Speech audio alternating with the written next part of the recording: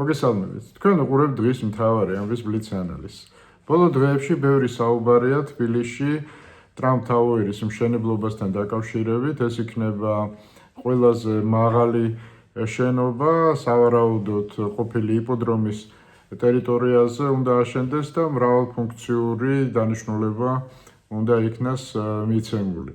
ჯერჯერობით ეს მხოლოდ საუბრებია, ჩვენ დეტალები არ ვიცით ამის ყველაფრის, თუმცა ერთი რამე სავსებით ცხადია, რომ ამ პროექტის მთავარი განხორციელების თუ მისი დაანონსების მთავარი мотиваცია არის პოლიტიკური, ხო? აქ არ არის ბუნებრივია საუბარი არანაირ უცხოურ ინვესტიციებზე, არც რაღაც ამერიკულ, ესე რომ ვთქვათ, სისტემურ საინვესტიციო აქტივობაზე, საუბარია მხოლოდ იმაზე, რომ საჭიროა გარკვეული სურათის დადება იმისა, რომ ეს ამერიკასთან ურთიერთობები ჯერ კიდევ დაალაგებადია, ანუ აი პოლიტიკური კონტექსტი აქ არის წამყვანი, ამაში მონაწილეობენ ყველაზე მსხვილი დეველოპერები საქართველოში. საერთოდ ჩვენ უნდა გვესმოდეს, რომ ძირითადად ტრამპის ორგანიზაცია ყიდის ლიცენზიებს, ბრენდის ლიცენზიებს, ის არანაირ ინვესტიციას არ დებს, ძირითადად ესე მუშაობენ პირიქით, ხო, სავარაუდოდ აი ამ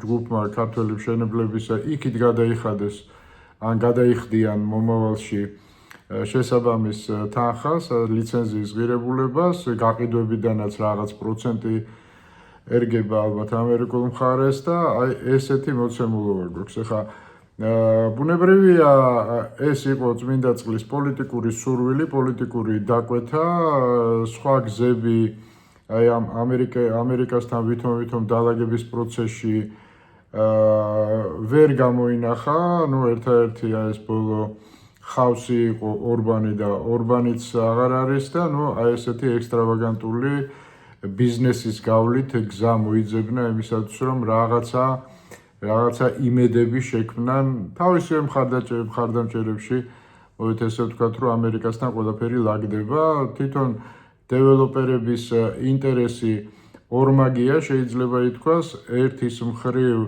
მათ 100 ამოვნეს ბიზნეს ბუნებრივია და რაღაცა ესეთი საჩუქარი გაუკეთეს ამ თუნდაც მოკლევადიანი იმედის შექმნით და მეორეს მხრივ თვითონაც ამ ფიქრობენ, ან ყოველ შემთხვევაში ამის იმიტირებას ახდენენ, შეიქმნეს გარკვეული იმუნიტეტი ამერიკასთან. ეხლა ბუნებრივია თუ ტრამპ ტაუერს აშენებ, წესით ყოველ შემთხვევაში სანამ ტრამპია ამერიკის პრეზიდენტი, შენ სანქციები არ უნდა შეგეხოს, ხო?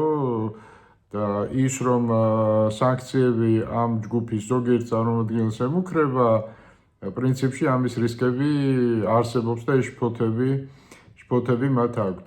რეალურად ტრამპ ტაუერის აი ეს PR პოლიტიკური სპეცოპერაცია პირველად არ ხდება საქართველოში, ჯერ კიდევ 2010 წელს, ხო, გიორგი რამიშვილს უნდა აეშენებინა ტრამპ ტაუერი ბათუმში, ამაზე საკმაოდ სერიოზული კამპანია დაიდგა მიშა სააკაშვილის მონაწილეობით. როგორც ჩანს, ამ ქვეყანაში არაფერი არ იცვლება, მაშინ ჩვენ, მათ შორის პირველ რიგში ბიძინა ივანიშვილი, ვაკრიტიკებდით აი ამ პოლიტიკურ აჟიოტაჟს ამ ტრამპ ტაუერთან დაკავშირებით. და დღეს ხა ბიძინა მაშინ რო აკრიტიკებდა, დღეს თვითონ გადაწყვიტა აი ამ ტიპის ქულების დაწერა. ალბათობა იმისა, რომ ტრამპ ტაუერი საერთოდ არ აშენდეს, საკმაოდ მაღალია, ჩვენ უნდა გვესმოდეს, რომ ამერიკაში საკმაოდ რთული სიტუაცია, ხო, იგივე ტრამპს არა აქვს დალხენილი ცხოვრება, სანამ ომი მიდის, კი ბატონო, ჯერ კიდევ ესე რომ ვთქვათ, ამით იფარება სხვა ტიპის პრობლემები, თუმცა ტენდენციები შიგა პოლიტიკური ამერიკაში არ არის მაინც და მაინც სახარბიელო მისთვის და კვანძი ალბათ ნოემბერში გაიხსნება ამ არჩევნებთან დაკავშირებით. ასე რომ, კი ბატონო, მოკლევადიანი ამოსუნთქვის საშუალება და გარკვეული კამპანიის წარმოების საშუალება ხელისუფალმა და თუნდაც მასთან დაახლოებულმა ბიზნეს კონგლომერატმა მიიღო, მაგრამ ეს არ არის თამაშის დასასრული, ეს არის მხოლოდ დასაწყისი. სინამდვილეში ეფექტი არის ძალიან მოკლევადიანი, გრძელვადიან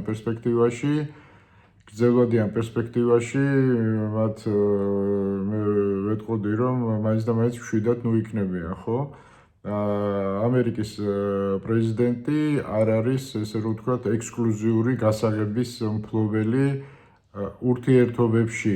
ამერიკული დემოკრატია ცოტა სხვანაირად მუშაობს. დღეს სულ ეს იყო. ამით გემშვიდობებით.